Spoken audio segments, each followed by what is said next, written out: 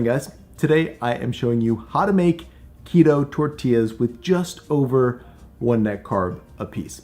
These tortillas are so incredibly easy to make. They're made with just almond flour and a few other ingredients, so they're gluten-free and they're sugar-free.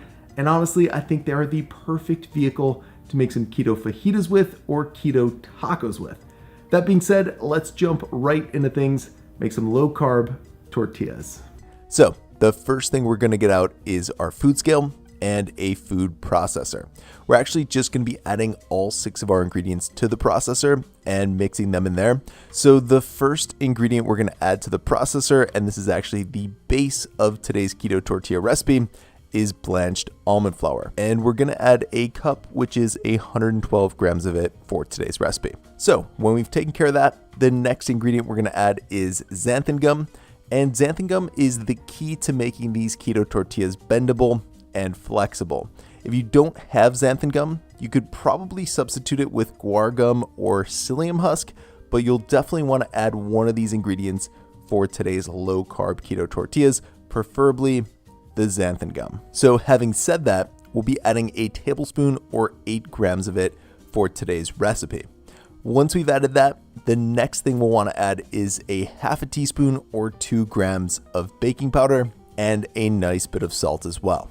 So that's actually all the dry ingredients we'll need for our keto tortillas. And the only wet ingredients we'll be adding is 1 large egg and a tablespoon or 15 grams of water. Now that we've got all of our ingredients added to our food processor, we're all set to screw it onto the base, pop the lid onto it, and start mixing all those ingredients together. And actually mixing everything isn't going to take very long at all. It will only take about 10 seconds for a ball of dough to form in there. And when it does, we'll want to get out some plastic wrap the ball of dough with it, and then we're going to gently knead the dough for just about a minute or two. So after we've done that, we're going to let the dough rest for about 15 minutes just to let the xanthan gum work its magic a little bit and make the tortillas super pliable. After that amount of time passes, we can unwrap the dough, add it to our food scale, and equally divide it into 4 smaller balls of dough. Once we've taken care of that, we want to get out some parchment paper, add one of the balls of dough to it, and then cover it with another sheet of parchment paper.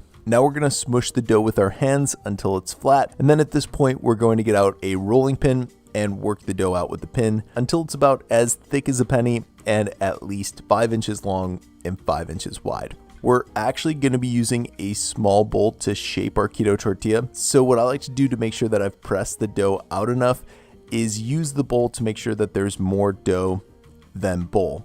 Once there is more dough than bowl, that's when we can remove the top layer of parchment paper, coat the bowl with baking spray, place it on top of the dough, and then use a knife to trace around the edges of the bowl to form our keto tortilla shell. Then when we've done that, we can peel the extra dough away from the dish, and we'll want to save all that extra dough to make a 5th tortilla out of later on. So basically at this point, you'll want to repeat everything we just did until you've made 5 keto tortillas out of all the dough.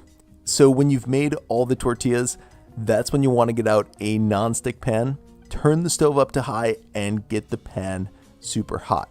Now this next part is extremely important because these tortillas cook incredibly fast. So if you want perfect, bendable, flexible keto tortillas, make sure you follow my cooking instructions to the T.